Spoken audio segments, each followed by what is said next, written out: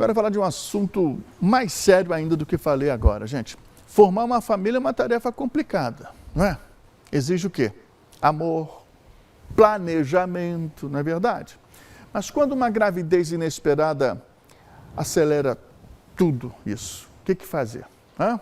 Tem saída? Você vai ver agora uma história que deu certo. Mas é bem importante entender como que a falta de estrutura na família dificulta essa caminhada, tá? Veja aí. Mãe, pai e 3 filhos. Uma família unida e feliz. Mas o início desta trajetória foi precoce e arriscada. Há 17 anos, Raíssa ficou grávida do namorado. Ela tinha apenas 14 anos quando veio o primeiro filho, Christian. O fato assustou a família. Foi um susto, um baque, eu não acreditei naquela situação que estava acontecendo. Aí contei para minha mãe, foi um susto muito grande para minha família, para meu pai, para minha mãe, né, para minha sogra, para todos os familiares. O namorado, hoje marido, tinha acabado de completar 18 anos. O puxão de orelha veio, mas o apoio da família também. Gerou muita preocupação, como eu iria sustentar um filho. Na época eu era estagiário do INSS, tinha uma remuneração muito baixa, entendeu? E nesse momento aí eu fui acolhido pela família da minha esposa e pela minha família também. Essa família ultrapassou até a média apresentada por um relatório produzido pelo Fundo das Nações Unidas para a Infância, UNICEF. Os dados revelam que 26% das adolescentes brasileiras se casaram ou foram morar com os parceiros antes de completar 18 anos de idade. Muitas saem de situações no meio familiar, no núcleo familiar, de agressão física, psicológica, verbal, e acabam vendo o casamento como a única forma de sobrevivência mesmo. Então, isso acontece bastante, né?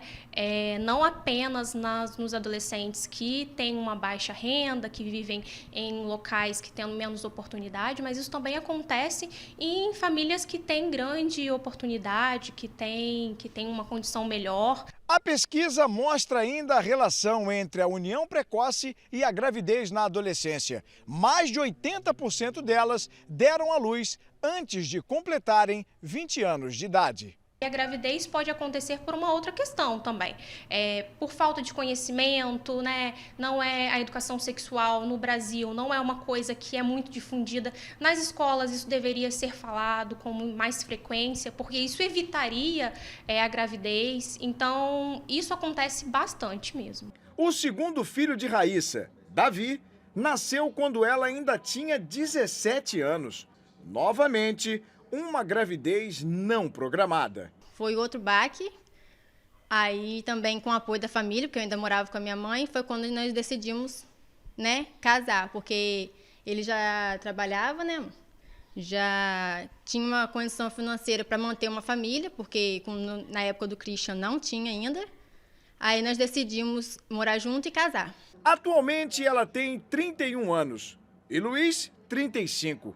O casal teve ainda Lara, mas essa veio em meio a um porto seguro.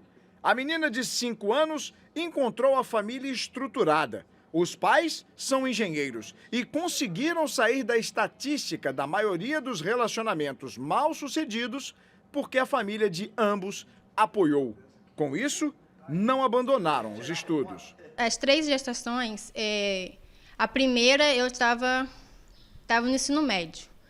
Mas eu fui grávida, depois resguardo também fui fazer prova e fui passando de ano. Quando engravidei do Davi, eu estava no 3º ano do ensino médio. Logo assim, ingressei na faculdade grávida ainda do Davi. Depois do resguardo, voltei com 15 dias para fazer as provas e continuar, né, a faculdade e nunca abandonei o meu estudo. Mas e agora? Christian está quase chegando à idade que o pai tinha quando recebeu a notícia da gravidez.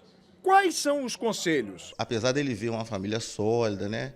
Ele ter um lar com a base familiar, eu oriento a ele que as etapas não devem ser queimadas. Ele deve estudar, eu acho que o caminho para uma formação é o estudo, deve namorar, deve conhecer quem ele tiver que conhecer e depois, então, quando ele souber o que ele quer da vida, que ele encontrar alguém para partilhar a vida dele, que ele tiver condições financeiras para sustentar o lar dele, que aí ele pense em filho, em casamento. E a Lara? Quando crescer e a adolescência chegar, como fazer para que ela não entre nesta estatística de precocidade de relacionamentos e gravidez? Esse mundo de hoje está cada dia mais difícil, né? Eu vou tentar aconselhá-la, né? Dando os bons conselhos, e orientar no que for possível, né? Conversar muito com ela e ser amiga dela, né? Tentar ser amiga dela e parceira para dar bons conselhos a ela. A psicóloga afirma ser difícil diminuir esse número, que indica ainda que o Brasil é o 4º país no mundo no ranking de casamentos precoces, com 2.900.000 uniões. Uma coisa que eu aconselho são os pais, e não somente os pais, mas também as pessoas que vivem com esses adolescentes, é aconselhar, é fazê-lo entender que esse não é o único caminho, principalmente as mulheres, né? Buscar outras formas de conhecimento, de autoconhecimento mesmo. Aqui, tudo deu certo, porque a base forte veio de famílias com estrutura emocional e apoio incondicional, possibilitando a formação acadêmica dos pais e, consequentemente, um alicerce financeiro. Mas eles sabem que tinham tudo para dar errado e o que fizeram na adolescência não foi o correto. Tudo tem seu tempo, que as coisas vão acontecendo, deixa acontecer, e para elas se prevenirem, né, tanto contra a doença quanto a gravidez, e que tudo vai chegar no seu tempo certo de ser. Não queime etapa. Viva um dia de cada vez. Aproveite sua adolescência, aproveite sua fase adulta, foque no estudo, conheça quem você tiver que conhecer e depois você pensa em casamento, pensa em dar um passo mais sério na vida.